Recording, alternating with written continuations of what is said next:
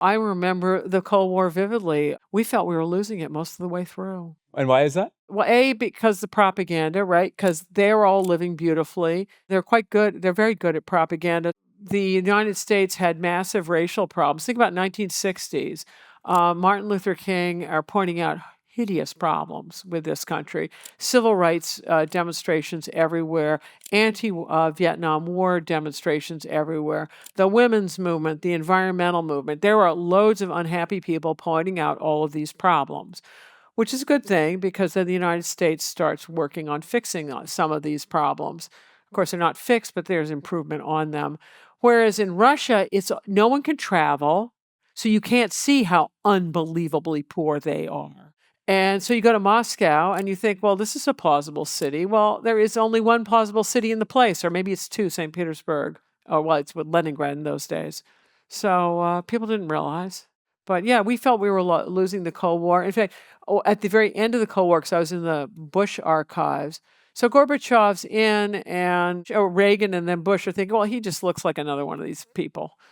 And we're not going to take the propaganda seriously. And then they started to go, whoa, whoa, whoa, whoa, whoa. And then it's in 88 where Bush is going, whoa, maybe it is going to end.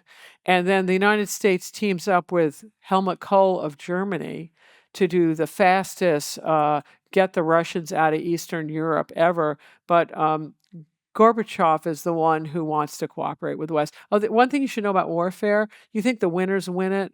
No, actually, it's when the losers decide they've had enough. That's when a war ends. The Russians got sick of it, and they quit. All right, this is a segment from the upcoming lecture series that I'm publishing with Professor Sarah Paine from the Naval War College. And in it, she distills the lessons from a lifetime of deep scholarship. The first one is about how the USSR, America, Pakistan, and China fought over India during the Cold War. The second one is about how Mao unified China and ultimately caused the greatest catastrophes in human history. And the final one is about Bushido and how it influenced how Japan fought and ultimately lost World War II. I hope you'll tune into these lectures. I'm incredibly honored to have worked with Sarah to produce them. I'll see you there. Cheers.